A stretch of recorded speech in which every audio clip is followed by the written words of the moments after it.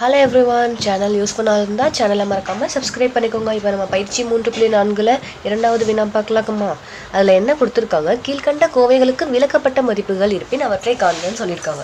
இப்போ ஃபஸ்ட்டு நம்ம விளக்கப்பட்ட மதிப்புகள் அப்படின்னா, இப்போ 1/xன்னு இருக்குன்னு வச்சுக்கோங்களேன். இப்போ இந்த இது நம்ம x ஈக்குவல் டு 0 ஆச்சு அப்படின்னா இந்த டைம் நமக்கு என்னவா ஆகிடும், 1/0 ஆயிடுமா? இப்படி வந்துச்சுன்னா இதை நம்ம வரையறுக்க முடியாது தானே. இப்படி வந்துச்சுன்னா இது வரையறுக்க முடியாது. ஸோ நமக்கு இந்த எது வரக்கூடாது, எக்ஸோட மதிப்பு என்ன வரக்கூடாது, ஈக்குவல் டு 0 வரக்கூடாது. வந்துச்சுன்னா அது நமக்கு என்னவா ஆயிடும், வரையறுக்க முடியாத மாதிரி ஆயிடும். அப்போ இந்த இது வரக்கூடாது அப்படின்னா இங்கே என்ன மதிப்பு வரக்கூடாதோ அதுதான் நம்மளோட விளக்கப்பட்ட மதிப்புகள். சொல்கிற புரியுதா? இப்போ y² - 25 இதோட வேல்யூ நமக்கு என்னவா இருந்துடக்கூடாது, 0வா இருந்துடக்கூடாது. கீழே உள்ள டேர்ம் நமக்கு என்னவாயிடும், y² - 20 25ன்றது நமக்கு ஃபுல்லாக ஈக்குவல் டு 0 ஆகிடக்கூடாது. அப்படி 0 ஆச்சுன்னா இது என்னவா ஆகிடும், நமக்கு மேலே y இருக்கு /0ன்னு ஆயிடும். அப்போ இது என்னவாயிடும், 1/0ன்னு ஆயிடுமா? அப்போ இது நம்ம என்ன பண்ண முடியாது, வரையறுக்க முடியாது. அப்போ நான் 0 வர்றதுக்கு காரணமான எந்த வேல்யூ இப்போ x = 0 இது நம்ம விளக்கப்பட்ட மதிப்பு. எது வருமோ, எது போட்டால் நமக்கு 0 வருமோ அதுதான் நம்மளோட விளக்கப்பட்ட மதிப்பு. இப்போ இந்த டேர்ம் எடுத்துக்கிட்டிங்கன்னா y² - 25ன்னு இருக்கா. இப்போ நம்ம இதை எப்படி எழுதலாம், கீழே உள்ள டேர்மை y² - 25ன்னு இருக்குது. அதை நம்ம எப்படி எழுதலாம், y/y² - 25ன்னு இருக்கா. இதை நம்ம எப்படி எழுதலாம், அதாவது y/25 நம்ம எப்படி எழுதலாம், y² - 25 y² - 5² எழுதலாம். 5 நமக்கு 25 தானே. ஸோ கீழே உள்ள டேர்மை y² - 5² எழுதணும்னா இது என்ன ஃபார்முலாவில் இருக்குது, a² - b² ஃபார்முலாவில் இருக்கா. அப்படி இருந்துச்சுன்னா ஒன்று ப்ளஸ்ஸாகவும் ஒன்று மைனஸாகவும் எழுதுவோம். a + b × a - b. கீழே உள்ளது அப்படி எழுதிக்கலாமா? a இருக்கிற இடத்துல நம்ம என்ன பண்ண போகிறோம், y போடுறோம், b இருக்கிற இடத்துல 5 போடுறோம். அப்போ ஒன்று ப்ளஸ் ஆகும், y + 5 y - 5. நம்ம கீழே உள்ள டேர்மை தான் பார்க்கணும். ஏன்னா நம்ம கீழே உள்ள டேர்ம் தானே 0வா இருக்கக்கூடாது. கீழே உள்ள டேர்மு 0வா இருந்துச்சுன்னா 0 கீழே உள்ள டேர்மு என்னவா இருக்கும், 0வா இருக்கிறதுக்கு காரணமான மதிப்பை கண்டுபிடிக்கிறோம். ஓகேவா? இப்போ y + 5 = 0, y - 5 = 0. அப்போ ஒய்யோட மதிப்பு நமக்கு என்னென்ன வரும், -5 அதாவது ப்ளஸ்ஸாக இருக்கிறது ஈக்குவல்ட்டுக்கு இந்த சைடு போகும்போது மைனஸ் ஆகிடுமா, மைனஸாக இருக்கிறது ஈக்குவல்ட்டுக்கு இந்த சைடு வரும்போது ப்ளஸ். அப்போ நம்மளோட விளக்கப்பட்ட மதிப்புகள் என்ன, இப்போ நம்ம -5 போட்டோம்னா இது என்னவா ஆகிடும், 0 ஆகிடும் தானே. +5 போட்டோம்னா இங்கே 0 ஆயிடும். 0வால் மல்டிப்ளை பண்ணோம்னா கீழே உள்ள டேர்மே நமக்கு என்னவாயிடும், 0 ஆயிடும். நமக்கு கீழே உள்ளது 0 ஆகக்கூடாது. அப்போ நம்மளோட விளக்கப்பட்ட மதிப்பு என்ன, -5. இந்த விளக்கப்பட்ட மதிப்புனா இந்த 2 மதிப்பும் வரக்கூடாது. இந்த 2 மதிப்பு வந்தால் நமக்கு அது வரையறுக்க முடியாது. இதுதான் நம்மளோட விளக்கப்பட்ட மதிப்புகள். இப்போ நம்ம செகண்ட் இது பார்க்கலாமா? செகண்ட் இதில் இப்போ நம்ம கீழே உள்ள டேர்மை நம்ம காரணிப்படுத்தி எழுதலாம் தானே. கீழே உள்ளதாக காரணிப்படுத்தோம்னா +6ன்னு இருக்குது. நம்ம கூட்டும் போது -5ன்னு வருது. இங்கே ப்ளஸ்ஸு இங்கே மைனஸ் இருந்துச்சுன்னா ரெண்டுமே நமக்கு மைனஸாக தான் இருக்கும்னு அர்த்தம். இப்போ 3 2 6 3யும் 2யும் நம்ம கூட்டினோம்னா -5 வருமா? அப்போ இந்த இதை நம்ம எப்படி எழுதிக்கலாம், t/, இது வேணால் எப்படி எழுதிக்கலாம், t - 3 t - 2ன்னு எழுதிக்கலாம் தானே. So t - 3 t - 2. இது நம்ம எதையாச்சும் கேன்சல் பண்ண முடியுமான்னு ஃபஸ்ட்டு பார்க்கணும். ஓகேவா? எதையும் கேன்சல் பண்ண முடியலன்னா அப்படியே வச்சுக்கலாம். நமக்கு மேலே t இருக்குது, இது இருக்குது. ஸோ நம்மளால் என்ன பண்ண முடியாது, கேன்சல் பண்ண முடியாது. இப்போ இந்த டேர்ம் எப்போ நமக்கு வரையறுக்க முடியாத மாதிரி ஆயிரும், t - 3யும் t - 2வும் ஈக்குவல் டு 0 ஆகும்போது இதை நம்ம என்ன பண்ண முடியாது எனும்போது இதை நம்ம வரையறுக்க முடியாது. அப்போ இது என்னவா இருக்கக்கூடாது, வரையறுக்க முடியாது. அப்போ ஈக்குவல் டு 0 கீழே உள்ள டேர்ம் என்னவா இருக்கக்கூடாது, ஈக்குவல் டு 0வா இருக்கக்கூடாது. இப்போ t - 3 = 0, t - 2 = 0. டீயோட மதிப்பு என்னவா இருக்கக்கூடாதுன்னு கண்டுபிடிக்கிறது தானே நம்மளோட விளக்கப்பட்ட மதிப்பு. அப்போ t இங்கே -3ன்னு இருக்குது, ஈக்குவல்ட்டுக்கு இந்த சைடு வரும்போது என்னவா ஆகிடும், +3 ஆகிடுமா. இது -2ன்னு இருக்குது, ஈக்குவல்ட்டுக்கு இந்த சைடு வரும்போது +2 ஆகிடும். அப்போ நம்மளோட விளக்கப்பட்ட மதிப்புகள் என்ன, 3, 2.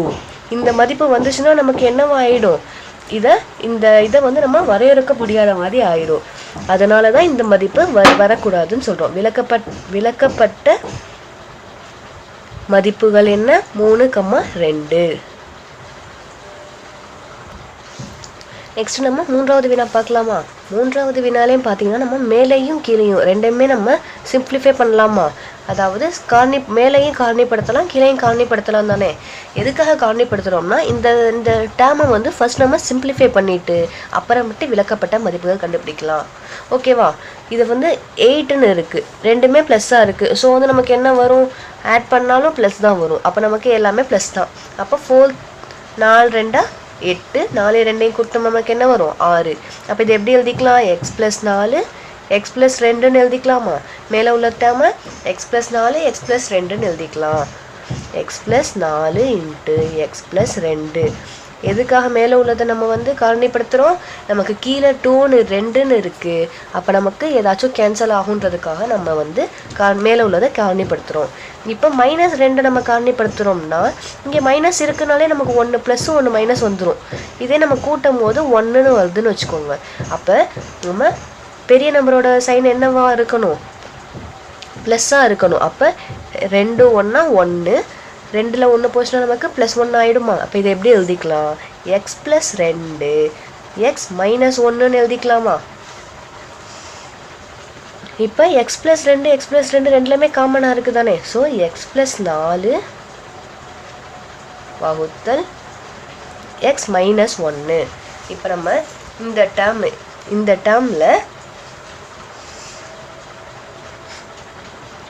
டேர்மில் நம்ம கீழே உள்ள டேர்ம் என்னவா இருக்கக்கூடாது?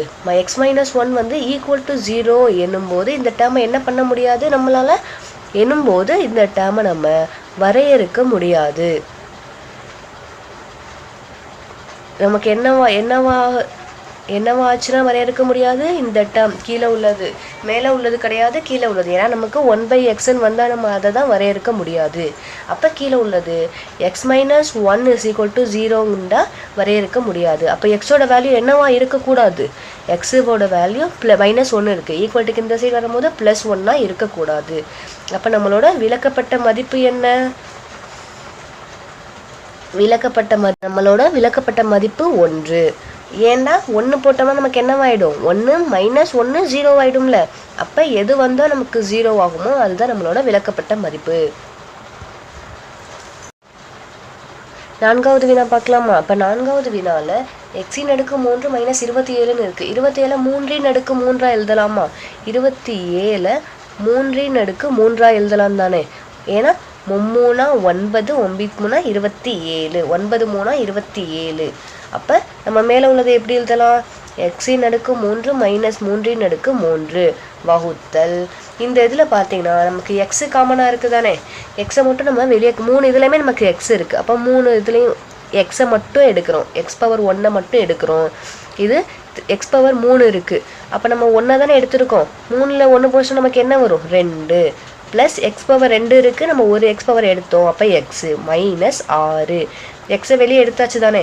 இப்போ மேலே உள்ளது வந்து நம்ம ஏதாச்சும் கேன்சல் பண்ண முடியும் அப்படின்னா தான் நம்ம வந்து கீழே மேலே வந்து இது பண்ணணும். இது நம்மளால் கேன்சல் பண்ண முடியாது அப்படின்னா இதை அப்படியே வச்சுக்கலாம். இதை நமக்கு கேன்சல் பண்ணாலும் என்ன வரும்? x-3 a³ - b³ ஃபார்முலாவில் இருக்கா? இது நம்ம அப்ளை பண்ணோம்னா நமக்கு எதுவும் கேன்சல் பண்ண முடியாது. அதனாட்டி மேலே உள்ள டேர்மை எதுவும் பண்ண வேணாம், அதை அப்படியே வச்சுக்கலாம். கீழே உள்ள டேர்மை மட்டும் நம்ம காரணிப்படுத்தி எழுதலாமா?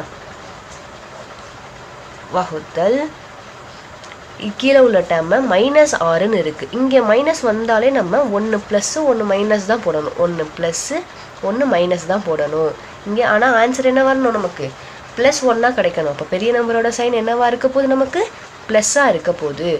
6 மூவிரண்ட் 6. அப்போ 3ல் 2 போச்சா நமக்கு என்ன வரும்? +1 கிடச்சிருமா? அப்போ இது எப்படி எழுதிக்கலாம்? x+3 x-2ன்னு எழுதலாமா? x+3 x-2ன்னு இதை சுருக்கி எழுதியாச்சு. கீழே உள்ளதை நம்ம எதுவும் பண்ண முடியாது, எனக்கு மேலே உள்ளதை அப்படியே வச்சுக்கலாம். இப்போ நம்ம கீழே உள்ள டேர்ம் வந்து எப்போ வந்து நமக்கு x × x+3 x-2 = 0 ஆச்சு அப்படின்னா நம்ம இதை என்ன பண்ண முடியாது? வரையறுக்க முடியாது. நமக்கு இந்த கீழே உள்ள டேர்ம் ஈக்குவல் டு 0 ஆச்சுன்னா நம்ம இதை என்ன பண்ண முடியாது, வரையறுக்க முடியாது. அப்போ வரையறுக்க முடியாதுன்னா அது என்ன வரக்கூடாதுன்றது தானே நம்ம கண்டுபிடிப்போம். இங்கே 3 இருக்குது, நமக்கு எக்ஸ்ன்னு இருக்குது, எக்ஸ் ப்ளஸ் 3 இருக்குது, எக்ஸ் மைனஸ் 2 இருக்குது. எல்லாத்தையும் நம்ம எப்படி எழுதணும், தனித்தனியாக ஈக்குவல் டு 0 போட்டு எழுதணும். ஏன்னா இதில் 3ல் எந்த வேல்யூ நம்ம போட்டாலும் கீழே உள்ள டேர்ம் நமக்கு 0 ஆகிடும் தானே. இப்போ இந்த எக்ஸை 0ன்னு போட்டோம்னு வச்சுக்கோங்களேன், நமக்கு இங்கே 0வால் எதை மல்டிப்ளை பண்ணாலும் நமக்கு என்னவா ஆகிடும், 0 ஆகிடும். இதே X power -3 X plus 3 X minus 2 equal to 0, இது நமக்கு என்னவா கிடைக்கும், எக்ஸு வந்து ஈக்குவல்ட்டுக்கு முன்னாடி ப்ளஸ்ன்னு இருக்குது, ஈக்குவல்ட்டுக்கு இந்த சைடு வரும்போது -3ன்னு ஆகிடும். இது மைனஸாக இருக்குது ப்ளஸ்ஸாக மாறிடும். அப்போ நமக்கு எக்ஸோட வேல்யூ என்னவா வரக்கூடாது, இது 3ஆகவும் வரக்கூடாது. வந்துச்சுன்னா அதை வந்து நம்ம வரையறுக்க முடியாது.